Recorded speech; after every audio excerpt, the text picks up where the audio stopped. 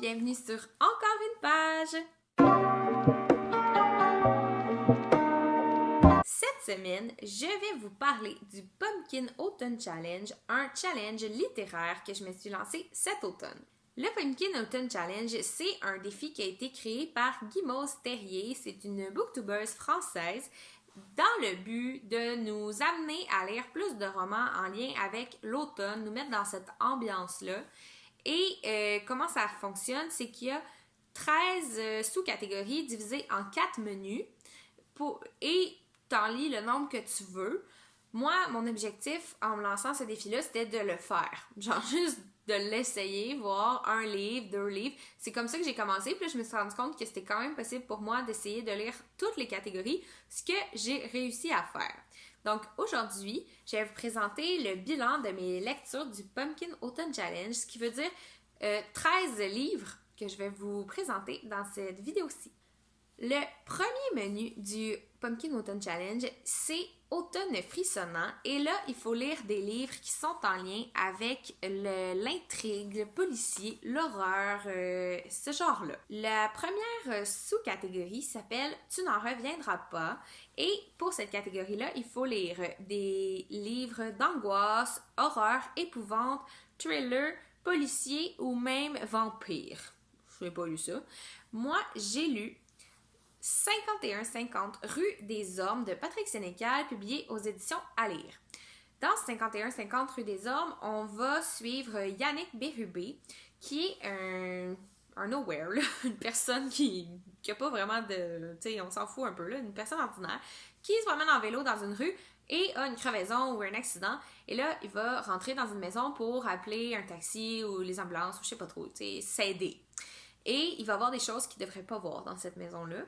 Donc, la famille va décider de le séquestrer parce qu'ils veulent pas qu'il sorte de la maison et qu'il aille raconter des affaires qu'il ne comprend pas à la police. Et on va comme suivre l'évolution de sa séquestration et surtout son évolution psychologique. Là, c'est surtout ça qui est intéressant dans le livre. Et j'avais vu plusieurs fois le film avant. C'est comme vraiment un film que j'apprécie. Mais je pense que j'ai préféré le livre parce que les livres sont toujours un peu meilleurs que les films pour ça. On a plus accès à la psychologie des personnages, comme les pensées. Et le personnage de Maude, qui est la femme de Jacques, là, le bonhomme qui séquestre Yannick, il est vraiment mieux développé dans le livre. Puis je trouve que c'est pertinent, son personnage. Et l'autre chose, je trouve que Jacques est vraiment beaucoup plus ridicule dans le livre. Là. On voit à quel point c'est comme un bonhomme qui est comme... Je voudrais pas être son ami, là. Il me rendrait mal à l'aise dans la vie. Mais là, dans le film, on dirait qu'il est comme... Il est plus bizarre, inquiétant. Mais dans le livre, il est comme juste weird. Genre, t'as pas le goût d'être son ami. Bref, ma deuxième lecture, c'est dans la catégorie Les os ou les os de Davy Jones. Et pour cette catégorie-là, il fallait lire Piraterie, Mer et Océan, Bayou, Vaudou ou Fantôme.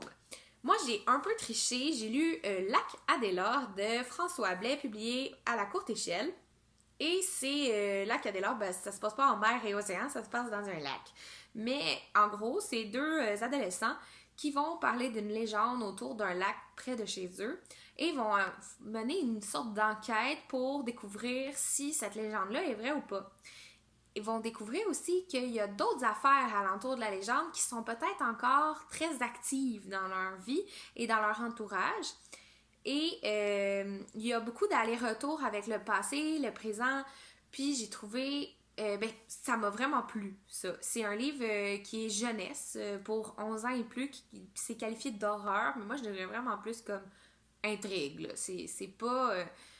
on n'a pas fait de cauchemar, là, après ça, là. Mais j'ai trouvé que les personnages étaient vraiment attachants, l'histoire était vraiment bien construite, puis c'est mon coup de cœur de tout le Pumpkin Autumn Challenge.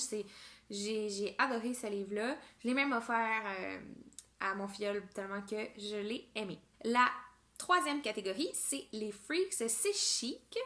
Et pour cette catégorie-là, il fallait lire Monstres, Différence, Altérité, Cirque ou Étrangeté. Et moi, j'ai lu Barbe de... Je me rappelle pas de son nom, je me rappelle pas de la maison d'édition. C'est un livre que je n'ai pas vraiment choisi à la bibliothèque. Il y avait des sacs avec brun, avec des livres cachés à l'intérieur, puis c'était comme pour faire comme si on passait l'Halloween puis on savait pas qu'est-ce qu'on aurait dans notre sac. C'était la même chose, on a emprunté un livre sans savoir ce que c'était, puis moi, ben, ça a donné que ça fitait vraiment bien dans le challenge. C'est une histoire qui m'a pas marquée. J'ai trouvé ça très ordinaire, rien à dire. J'ai déjà fait le résumé. Je suis en train de faire le montage, puis je me rends compte que le clip a été supprimé où j'explique c'est quoi l'histoire. Fait que, en gros, c'est l'histoire d'une fille d'à peu près 11 ans en Gaspésie, dans les années 1920-ish, là.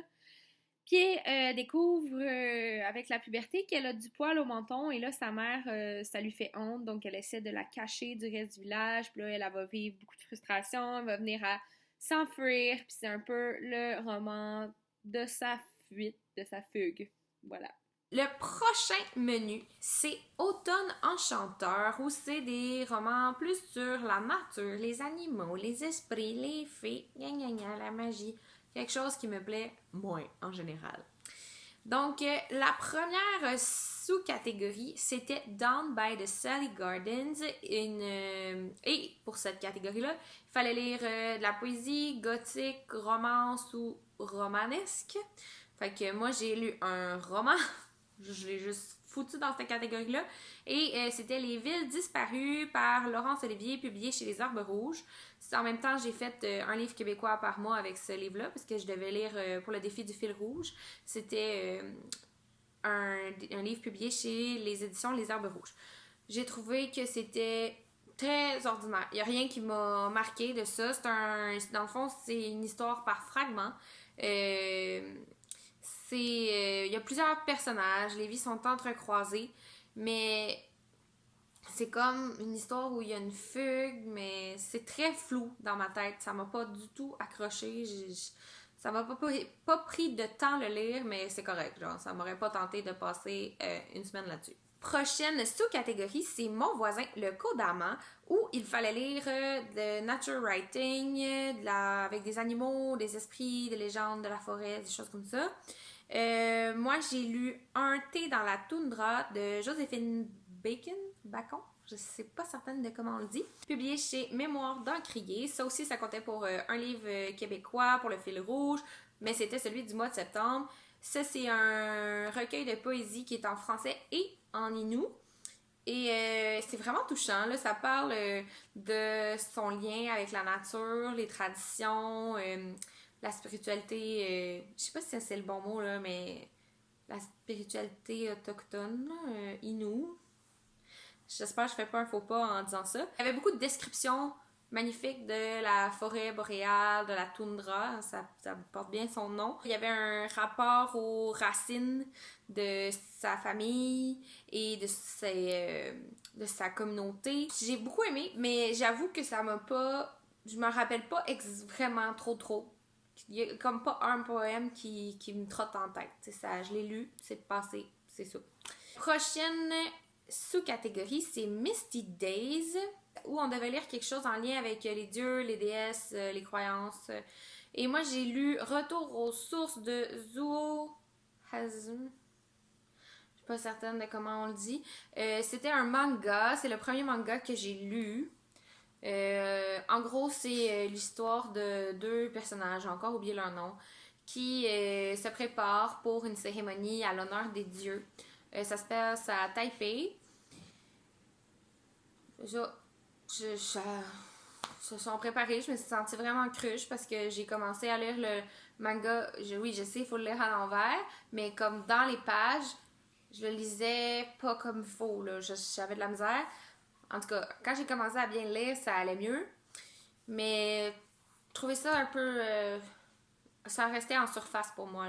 J'ai pas eu le temps de m'attacher au personnage. L'histoire, je l'ai trouvé un peu ordinaire. Pas incroyable. Et finalement, dans ce menu-là, il y avait Prenez garde aux souliers pointus. Et là, il fallait lire quelque chose en lien avec les sorcières ou le féminisme. Et moi, j'ai lu Les Retranchés de Fanny Britt, publié chez Document 10, que j'ai adoré. C'est un essai sur la maternité, les rôles qu'on a dans une famille, que la femme a aussi en société. puis j'ai pleuré. On passe au troisième menu qui est Automne douceur de vivre. Il y a 3 sous-catégories dans ce menu-là. La première, c'est Jack-O-Lantern, où il fallait lire des livres sur l'Halloween, l'enfance, Samhain ou Feel Good.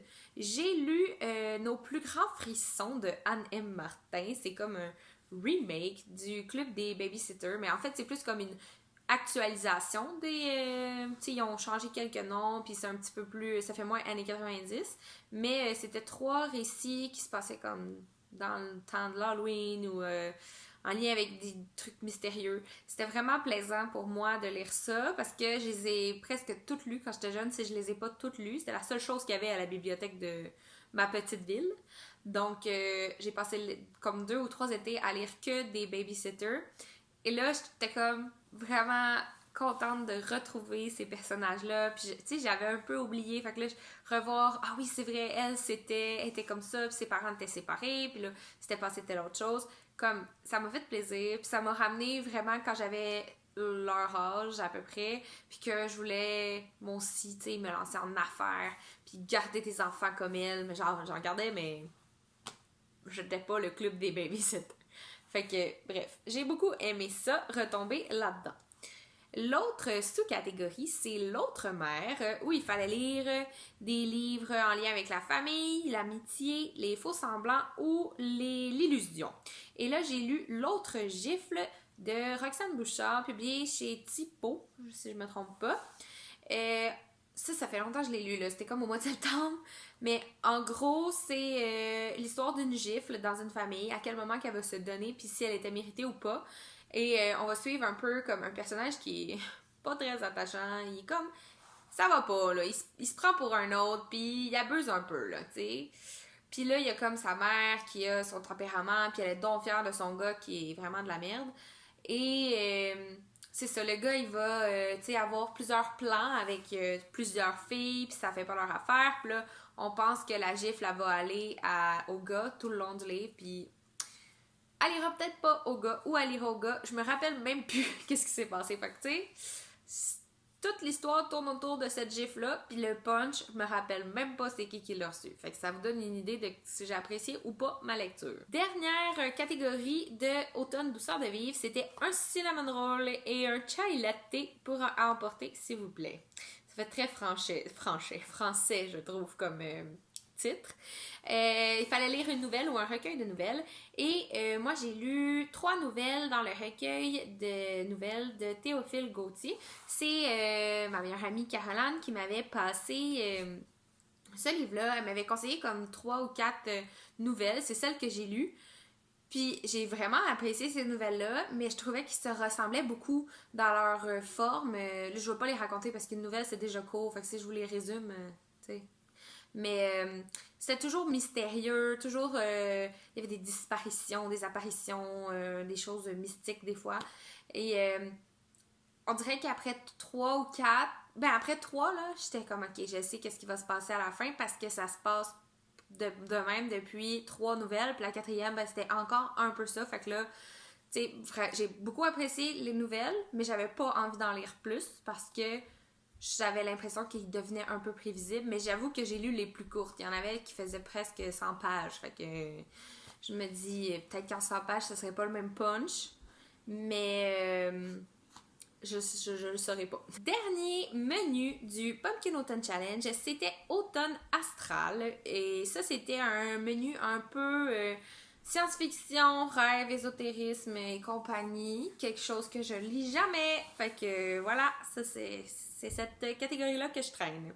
Donc, pour la catégorie You're Just As Sane As I Am, on demandait de lire quelque chose en lien avec la lune, les étoiles, l'astronomie, l'astrologie ou la clairvoyance. Et c'est là que j'ai lu Zodiac. C'est un collectif de nouvelles, pour faire un lien.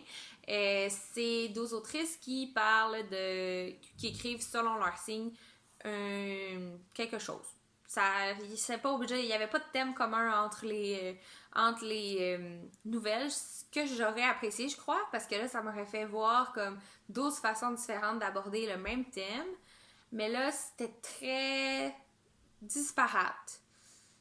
Puis il y en a que j'ai trouvé très bien, puis d'autres que j'étais comme, mais c'est ennuyant, là, c'est comme, je sais pas, ça m'a vraiment, j'ai trouvé ça poche, puis j'avais hâte, là, tu sais, ça durait 8 à 10 pages, là, puis j'étais comme, j'avais hâte qu'on passe au prochain signe, là, parce que ça me plaisait pas, puis même dans la façon de présenter leurs nouvelles, tu sais, il y en a une que c'est comme des dessins, puis il y en a que c'est comme des longs paragraphes, là, qui terminent pas, puis il y en a que c'est comme des key points quasiment, là, tu sais, c'est par point, fait que ça aussi, ben ça j'ai apprécié, mais j'aurais aimé que ça se retrouve même dans le traitement du thème. Deuxième catégorie, c'est Rêverons-nous de Mouton électrique, où il fallait lire quelque chose en lien avec le rêve, la science-fiction, l'androïde ou le post-apocalyptique. Et c'est là que j'en suis. Je lis depuis une dizaine de jours 1984 de George Orwell. J'ai pas fini. J'aurais peut-être dû attendre la fin, là, mais pour un livre, j'avais le goût de faire cette vidéo-là. C'est l'histoire d'un monde dystopique là, où le gouvernement contrôle tout, même la pensée, même il efface le passé. Puis c'est ça, le personnage principal est plus ou moins en accord avec ça, puis on suit ses aventures. C'est très lent, très très lent. Beaucoup de descriptions, les phrases, ils font 3 à 4 lignes à chaque fois. C'est lourd. J'ai hâte de passer à travers. Mais en même temps, ça me fascine un peu. Tu sais, c'est proche de la réalité, tu sais. C'est quand même inquiétant que ça se rapproche de la réalité, mais c'est vraiment pas mon genre de lecture. Et j'ai choisi cette lecture-là parce que je voulais lire un livre, un classique par saison, ce qui était un autre défi que je m'étais lancé en 2019. J'aimerais ça faire une vidéo vers la fin de l'année sur mes défis, puis un genre de bilan, là, parce que je m'en suis lancée énormément, puis j'ai des choses à dire là-dessus. Et finalement, dernière catégorie de tout ça, c'est Songe d'une nuit d'automne, où il fallait lire un livre avec une couverture bleue, mauve ou violette. Violet, je pense qu'il faut dire. Et moi, j'ai lu Nina de Frédéric Lenoir et c'est un livre écrit à 4 mains, là, mais je sais pas, je me rappelle pas de l'autre nom. C'est aussi une suggestion de mon amie Caroline. C'était magnifique. C'était une histoire d'amour impossible, mais là, quasiment possible. C'était des lettres qui s'écrivaient au départ, puis après ça a changé. Puis c'est philosophique sur la mort, la vie, l'amour, des sujets, je pense, éternels en littérature, là. J'ai vraiment trouvé ça beau. Ça, c'est un livre qui m'habite, là. Tu sais, j'y repense, là. Des fois, je pense à qu'est-ce qui s'est passé avec le personnage principal, comment c'était beau, qu'est-ce qui s'était écrit. Tu sais, ça m'a vraiment marqué, mais j'ai comme de la difficulté à résumer ce livre-là, mais je vous le conseille. C'est un livre court. Ça aussi, c'est quand même lent, mais les chapitres sont courts. Fait qu'au moins, ça avance. T'sais, George Orwell, c'est lent, puis c'est des chapitres de 50 pages. Fait qu'à un moment donné, t'es écœuré de lire ça. C'est tout pour aujourd'hui. J'espère que vous avez apprécié ce genre de vidéo-là. C'est très long. J'ai pas l'intention d'en faire souvent des vidéos longues comme ça. Mais moi, j'aime ça écouter des bilans de Pumpkin Autumn Challenge. Fait que j'espère que ça vous donne envie d'aller en découvrir si vous en connaissez pas. Ou ça continue à alimenter votre passion d'écouter des bilans de lecture. Si vous le faites pas déjà, vous pouvez me suivre sur Instagram à encore une page. Vous pouvez vous abonner à ma chaîne sur YouTube et vous pouvez me commenter quel livre vous avez lu cet automne qui vous a marqué. Sur ce, je vous souhaite une bonne suite dans vos projets et dans votre vie et on se revoit très bientôt!